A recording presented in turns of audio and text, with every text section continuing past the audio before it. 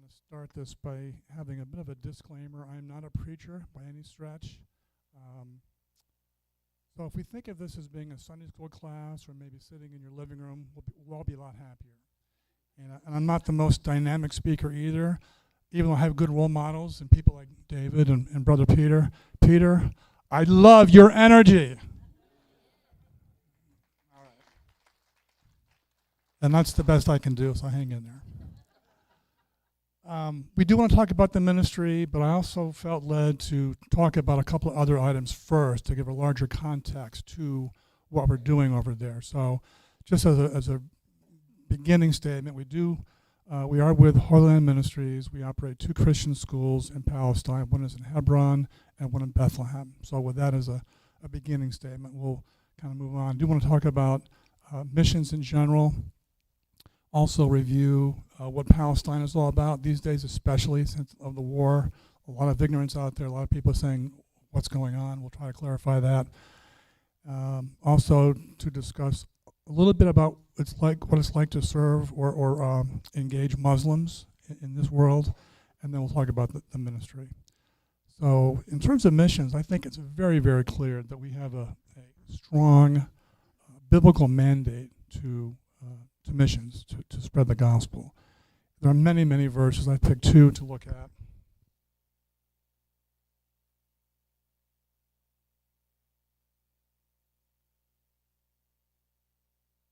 Yes. Love it when a plan comes together. Matthew 28, 19 and 20. Go therefore and make disciples of all nations, baptizing them in the name of the Father and of the Son and of the Holy Spirit, teaching them to observe all that I have commanded you. And behold, I am with you always to the end of the age. That's 1.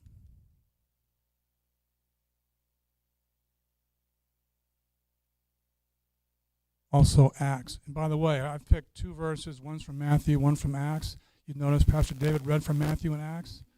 Might be good books to read this week. Just saying. Acts 1:8, but you will receive power when the Holy Spirit has come upon you, and you will be my witnesses in Jerusalem and in all Judea and Samaria and to the end of the earth. 2 very simple verses, but they're good. I like them because in simple terms, they both show the what, the how, and the where of missions. In terms of the what, you have these active words, go in Matthew, go therefore, baptizing, teaching. In Acts, it talks about being witnesses or witnessing to the world. As far as the how goes, in Matthew it says, I am with you always. That's very encouraging and speaks to the name that we draw on that Pastor David spoke of a few minutes ago. And also receiving power when the Holy Spirit's come upon you. So there's lots of meat in here. And then the where, this is interesting too. In Acts 1:8 it says, Jerusalem, Judea, Samaria, and the end of the earth. And in modern thinking, that might be considered to be our city or state, then our country, then the world at large. So smaller to larger. Same thing applies. And I would say that everybody here today who's a believer in Jesus has been a beneficiary of people in your lives sometime in the past who have been faithful to this mandate.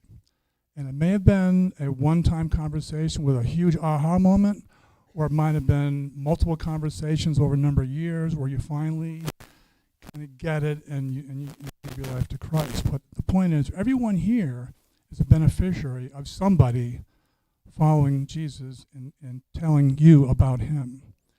And the question I have today is, we should all have, how will we as believers, leaving this door this morning, be a beneficiary to someone else? I think of it as a giant pay-it-forward game. The best one ever. So I like that context. I kind of think about that as we talk today and then leave after the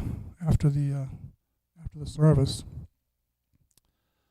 In terms of missions, I have 2 points to discuss just briefly. Well, the first one was the mandate. The second one will be we have a language problem, I think. I don't think it's English to Chinese or German or those types of language problems. I'm talking about a language problem within the missions community itself. I don't think we have a very good vocabulary describing what we can do in various ways within missions. And think about it. We have it's been said that Eskimos have dozens of words for snow, and I looked it up. It's true. It's not just urban legend. They have specific words for snowflake, frost, fine snow, snow on the ground, deep, soft, deep snow, fresh snow, snowbank. It goes on. And they care about snow so much, they have these specific words they use to describe snow. Within the English language, think of a simple example, the word good. It's a good word, but also we use words like acceptable, excellent, great, marvelous, satisfying, wonderful. They all speak to good and have different nuances of that word. And my problem personally, I think we don't have enough of those types of words to describe missionaries and mission work.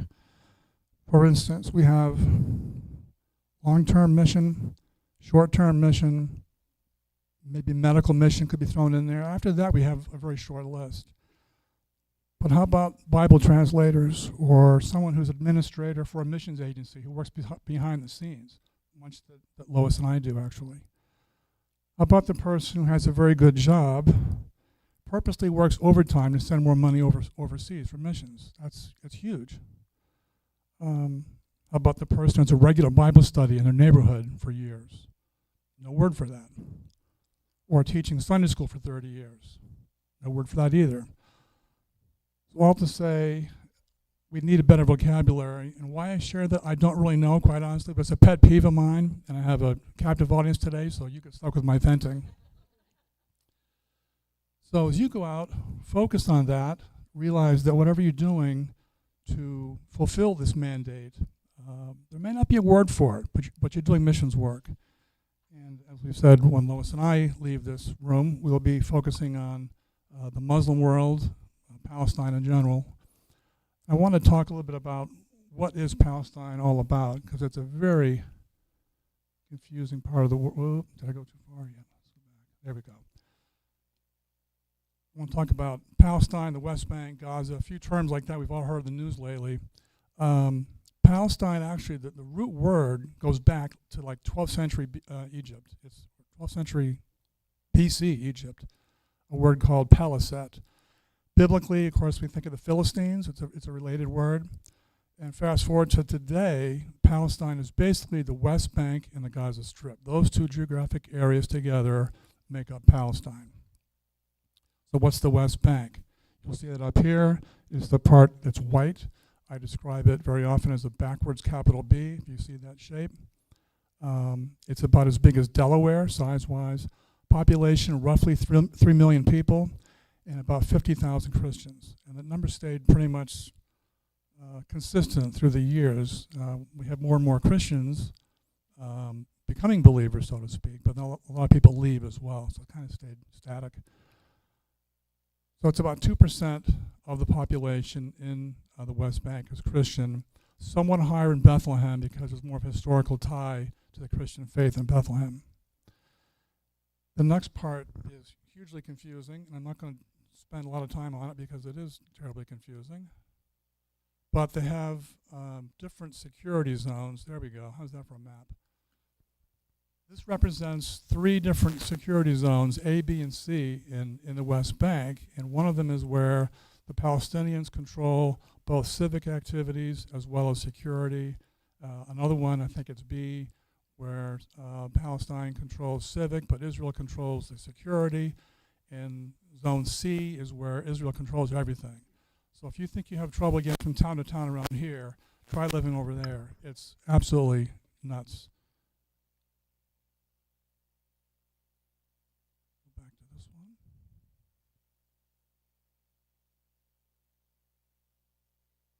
There we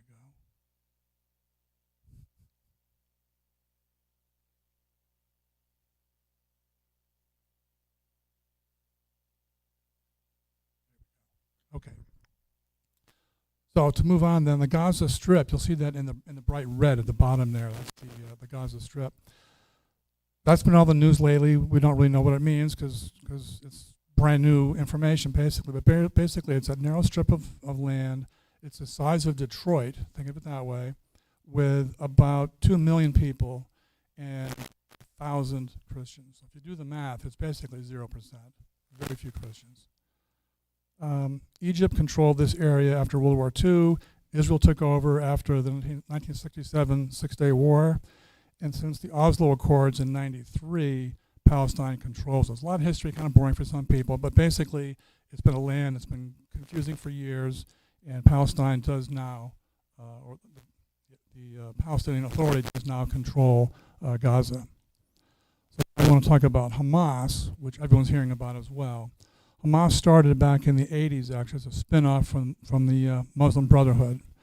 They won the election, believe it or not, fair and square, mostly, in 2006, and took over as the leading group, what do you call it, party, political party, in 2000. And they're known, obviously you've seen it in the news, they're known for their brutality, their control. In fact, when they took over, they did a major crackdown on all the competition in government, security, universities, newspapers, everything.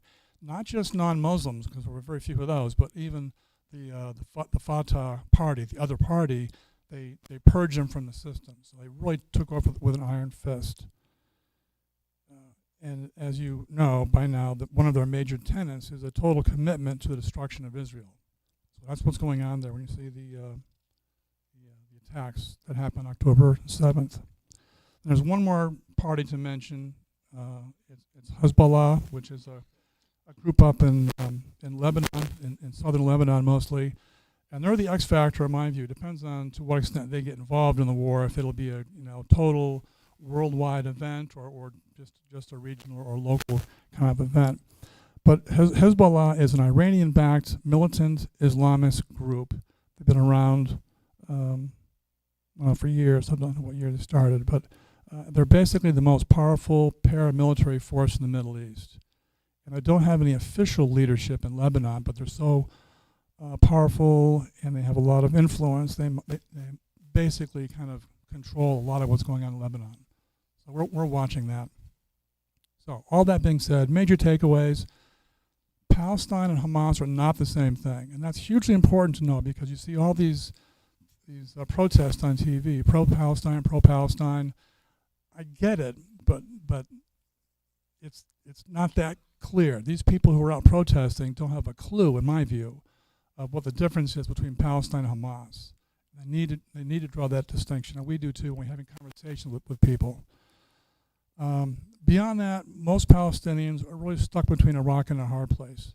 Historically, no other Arab nation wants them. They're basically saying, you stay put, you have your own problems, we don't want you in our country. And there's been no good leadership to counter what are truthfully heavy-handed policies by Israel. Israel is known for being really tough on water rights and where they can build roads and all sorts of things that really control how the Palestinians can live. So they're looking for leadership of any kind to represent them better. And Hamas got elected for that purpose, and they just on steroids, and they went rogue, whatever. It's just a mess. So basically, remember that there's lots of blame to go around. Israel has those aggressive positions, and Palestinian politics are no good thing either. There's lots of internal issues. They still pay families of people who, in their view, are martyrs. In Israel's view, they're terrorists. They've gone off and gotten killed, and Palestine pays their family a stipend. So again, lots of blame to go around in terms of who's the bad guy here. And we're not there to talk about politics. We're there to talk about children, which we'll talk about shortly. So if I can, turning from the general to the specific, we want to talk a little bit about reaching Muslims. The good news is there's been more converts from Islam to Christianity in the last 20 years than the previous 200. God is moving. He's moving in a big way. Some basics to know about their religion. Salvation is strictly works, period. It's a matter of your good deeds outweighing the bad deeds. So how do they measure this? Well, basically through the 5 pillars of faith, which we'll talk about here in a moment. The strange thing is they can never truly know for sure as a Muslim if you're saved or not. Part of this relates to how they view God. They have about 99 names that they all have for God. Many we can relate to, the Holy One, all-powerful, all-seeing, things of that nature. But there's two in particular that are a departure from how we view God. One is Al-Makr. I'm probably pronouncing it wrong, but Al-Makr. And this is a trait that says that he can change his mind. God can change his mind or scheme against you, something we cannot relate to in the Christian world. Another name is Al-Mantikim, or the vengeful one. Again, something we cannot relate to. So these are all reasons why in the good versus bad pile, they never know if they've done enough. And it's always been my contention. That's why they're so cranky all the time, because they just don't know.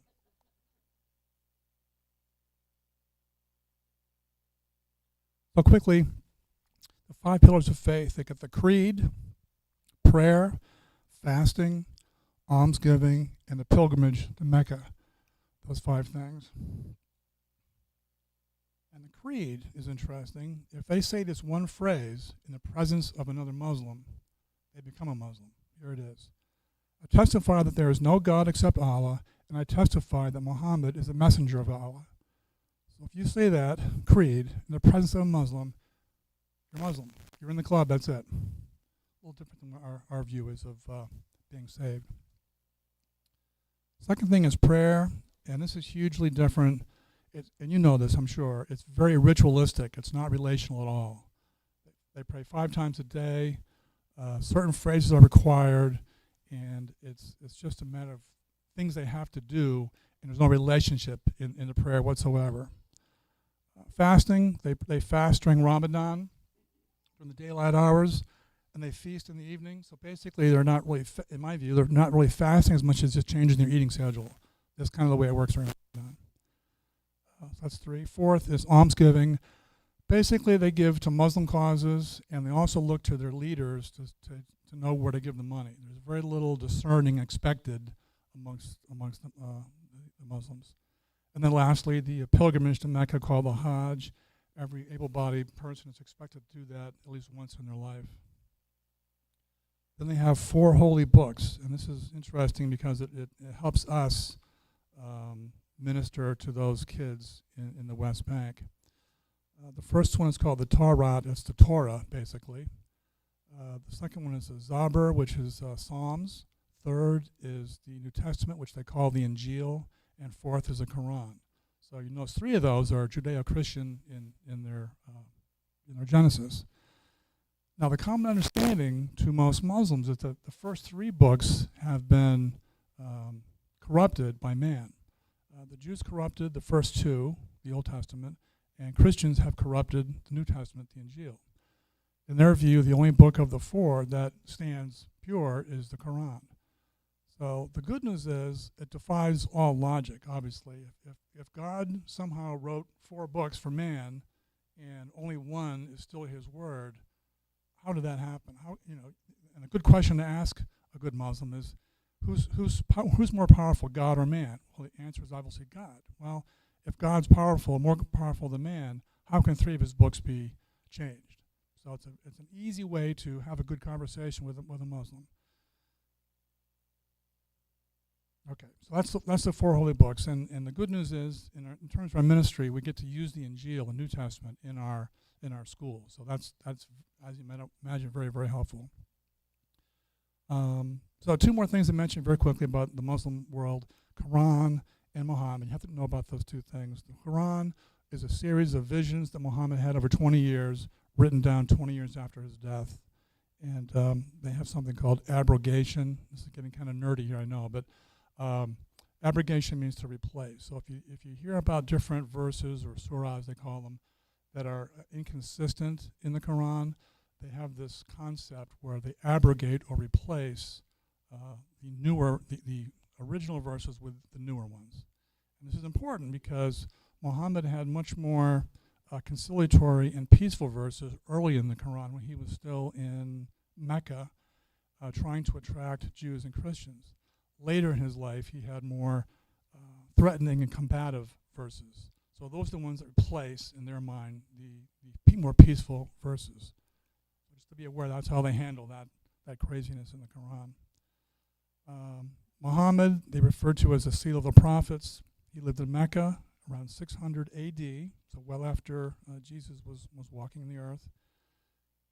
He had visions in Mecca for about 10 years and was basically driven out of town by the polytheists and lack of good response from Christians and Jews. So he left from Mecca and went to Medina, where he spent 10 years, was more popular there, grew in power, actually collected about 10,000 warriors, went back to Mecca and took over. So he was persistent, if nothing else. So that's the long and the short of it for how the Muslims view their world and where they're coming from. There are some basic, beyond what I've said, basic differences or misunderstandings of Christianity by the Muslim mind. Most importantly, and this is interesting, the Trinity. They believe that we think that we worship three gods, God, Jesus, and Mary. They don't see that as a trinity. They see that as three different entities. And beyond that, they believe that God had sex with Mary and Jesus was born. So they think that's our belief, and they think we're horrible people for believing that. So very often when you're talking to Muslims, if you clarify our belief in the Trinity, that goes a long way to straighten them out. That's helpful. The crucifixion, they believe an angel replaced Jesus on the cross. The message, they believe the word of God, as we talked about, was changed by man. And salvation, we talked about also, is by works, not by grace, that each individual is responsible for his own sin. So that being said, there are some similarities with Christianity, and this is the good part where you can start to engage Muslims where we have some common ground. It's a monotheism. Muhammad was at least right in that regard, worshiping one God and not many gods, as was the common practice when he was around. Man is sinful. They do agree man was sinful. We can relate to that. Also, Jesus was actually a revered person in the Quran. He's considered to be a prophet. Not just that, but a sinless prophet, and that's key.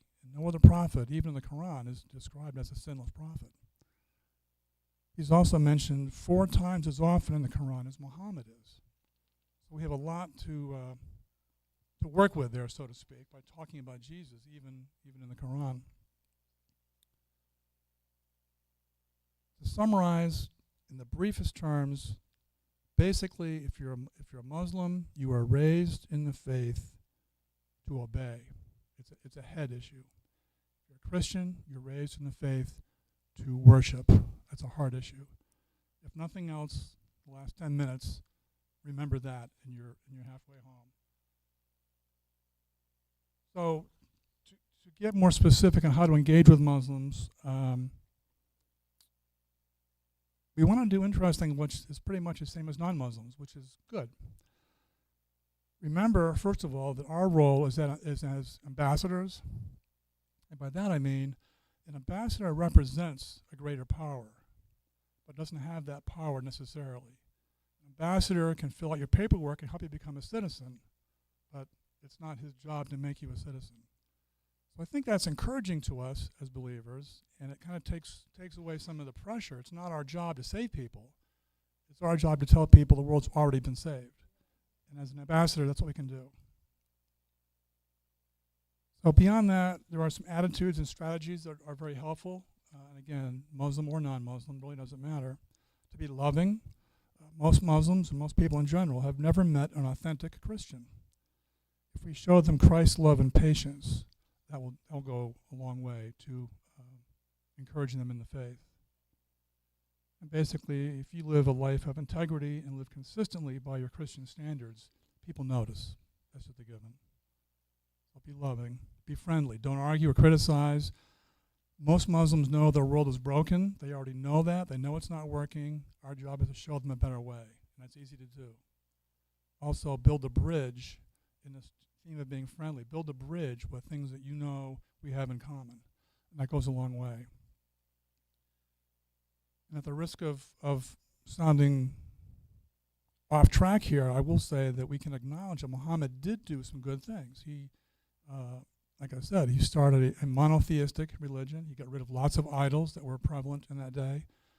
He united many of the Arab tribes at that time. He stopped infanticide, which was a common practice back then. And believe it or not, back in those days, relatively speaking, he gave more rights to women. Hard to believe considering our world today, but initially he did. I also think that Islam is better at treating their lives holistically. I think as a Christian, we tend to be Christians on Sunday, soccer dads on Saturday, and business guys or whatever Monday through Friday. We just don't always get the fact that we should always be the same person throughout the week. This they have right. So just final thoughts on how to engage them. A good conversation starter is, what do you do when your good deeds and your bad deeds weigh exactly the same? I struggle with that. Good place to start talking. You don't need to be an expert in Islam, in spite of all these comments. You want to be an expert in Jesus. That's what you need to know. If you're in the Treasury Department and you're looking for counterfeit money, you don't study counterfeit money all day. You study the real thing. When the counterfeit comes along, you know the difference. Same thing here. Socially, it's good to have men interact with men, women with women. Just a good advice there, just socially. So now with all that behind us, let's drill down a little bit, if I can, on what our ministry is all about and how we fit in the larger context. We know Palestine's a mess. It's been a mess politically, socially, economically for years. Something that our ministry has known for decades, and the world since October 7th is just figuring out. So welcome to the party. Without some kind of intervention, these children, and by the way, I've been told that the West Bank population is about 60% 21 years or younger. It's a very, very young population. All the more reason to be there working with schools. So these kids, without intervention, will repeat this path of substandard living and really no hope for the future. That's why we're there, to give them that hope for themselves, as well as being an effective agent of change, which they need badly for their community. There we go. That's the Hebron School, opened in 1954. Had the first class of 13 young boys. I'm going to go to that slide really quickly because obviously a school is not about the building, it's about the kids in the building. There we go. That's a picture of the first class in 1954, and now fast forward to 2023, we have almost 500 children in the school. And they're in color these days, which is kind of nice, not black and white. All Muslim students, K through 6, boys and girls. And that's unusual because a lot of these schools don't have the girls in the same school as the boys. Again, I said the Romans 500. It's all an Arabic curriculum. And as I said before, I think it's illegal to proselytize. So the good news is we get to have the Injil in our talks, and that goes a long way. In fact, because of that, the fact that it's illegal to proselytize, and the fact we get to use the Injil means creativity is paramount in how we present our morning talks. We tell a story quite a bit about one time Rauda had two boys come up on stage and do some role play, and one was told to be a doctor and one was told to be the patient. And she told the doctor, okay, without touching your patient, please heal your patient. Whatever's wrong with him, you need to heal him. And the boy, to his credit, said, well, I can't heal that way. As a doctor, I could operate or give him medicine, maybe help him in that regard, but only God can heal that way without touching him. And Rhoda said, that's right. It's a very good answer. And had the boy sit down, and then she proceeded to tell all the stories, many of the stories in the New Testament about how Jesus healed lepers, blind, deaf, whatever. And that was all they said, all she said. On the way out, the two boys are talking to one another, and she overhears the conversation. And one boy says to the other, if only God can heal that way, and Jesus healed that way, then Jesus must be God. So they got it. They connected the dots. And that's how we try to teach them. Let them process on their own without screaming things at them from the Bible. So that works a lot. We have another instance where a young lady who went through our school through 6th grade, And then she went on to a government school. One morning she was in Islam class, and she was asked to read a passage from the Quran. She looked down and said, I can't read it. And the teacher, knowing where she had come from, said, oh, you were brainwashed by the Christian school down the street. I know how it works. So passed over her, and then someone else had to do the reading. Well, later that day, this young girl came back to our school to visit and talked to Rauda about her day, and said that and shared the story about how she couldn't read it. She said, it wasn't a matter of me not wanting to. I could not read the Quran. There was a black cross suspended over the page, and she couldn't make out any of the words. Powerful stuff, and we know God's working, no question. That's a snapshot of the Hebron School. And then we're going to go to Bethlehem. This is the crown jewel in terms of buildings. I think it's 60,000 square feet. 2014. We have 2 science labs, a library. What else? Music room, art room. It's an amazing facility. Soccer field now, which you don't see in the picture. It's an older picture. And this school is pre-K through 12. And I'll switch to some of the kids here right away, because it's not about the building, like I said. Thank you. That's morning Bible study time. This school is pre-K through 12th grade. Enrollment is up around 500 students, also still growing. And unlike the Hebron School, which is all Arabic curriculum, this is a bilingual program of English and Arabic, both. So that's why we have a lot of American volunteers coming over to help teach that English skill into the program. It's a mix of Muslim and Christian students, and to my way of thinking, that's one of the best things about this whole ministry is we have Muslims and Christians in the same school. Kids are friends. They don't line up differently. They don't make fun of each other. They're all just kids, and that's just so fun to see. We do have a purposeful mix of no more than 25% Muslim and 75% Christian. And the reason for that is if you have more Muslims than that, they begin to have demands you can't say no to in terms of how to run the school. So to maintain our Christian distinctiveness, we maintain that ratio. Which at first I was a little bit, we need to reach more Muslims, but the fact of the matter is the Christians themselves, traditional Christians or historical Christians, Orthodox and what have you, and they truly don't have a sense of their faith, quite honestly. So we have our work cut out for us on both sides of that, both sides of the aisle. We have an American Christian curriculum, which is one of the very few schools in the area that do that, so that's very helpful too. And because it's through high school, we get to train their minds as well as minister to the hearts. And that is something we're really working hard on. We really focus on teaching critical thinking skills rather than rote memorization. Very common in the public schools is just rote memorization. It's bone-crushingly boring, but that's how they do their education. So we teach them how to think, essentially. Think about it, it goes a long way to helping them become believers, because you need to think through what makes sense, what's true here. And without that thought process in place, you really can't do that. So it's a big part of our focus in the Bethlehem School.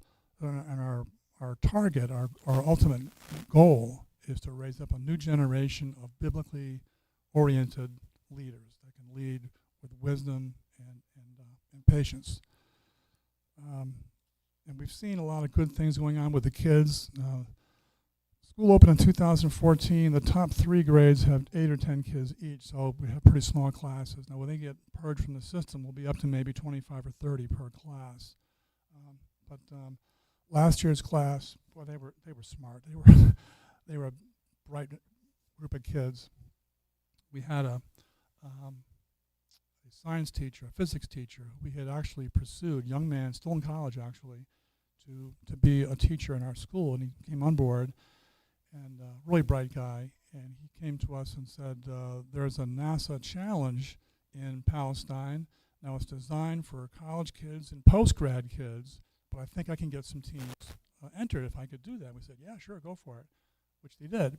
So we sent 2 3-person teams to this thing. It was a 36-hour lock-in, and they had to work on, the theme was life support on a mission to Mars. So they spent a day and a half working out something in science. It's very sciencey, it's beyond me, but the bottom line is one of our teams won first place.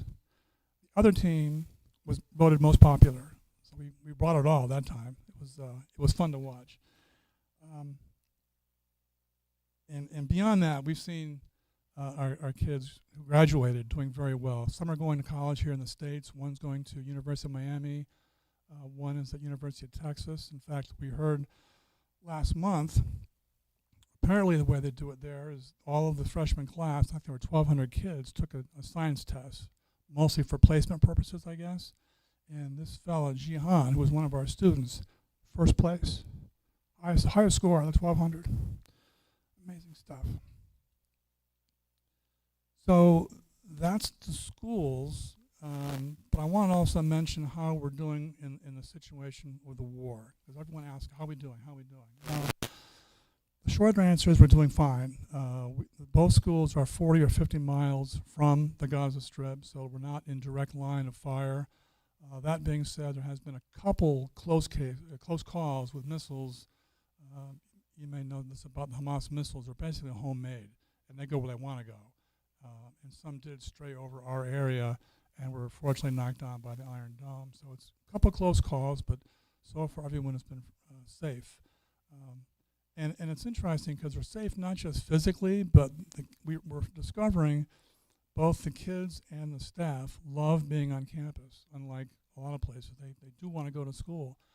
They feel safe physically and they feel safe emotionally, which is really good. The staff has worked hard to let them know, you know what?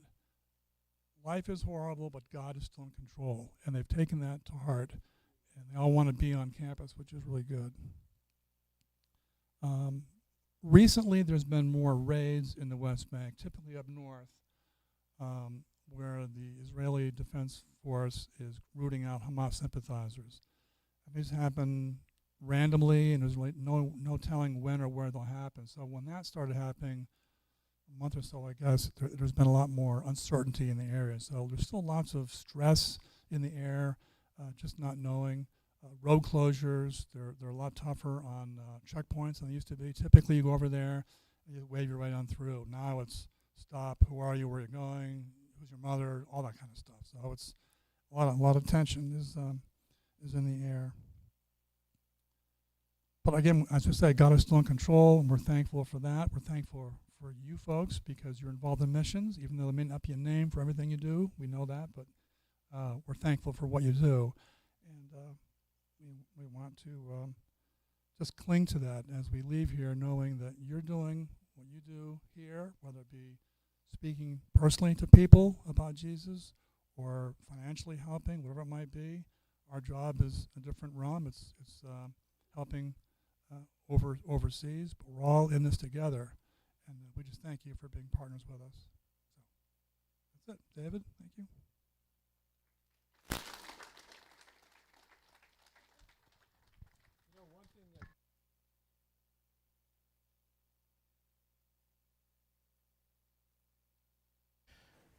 This is going on like 24/7.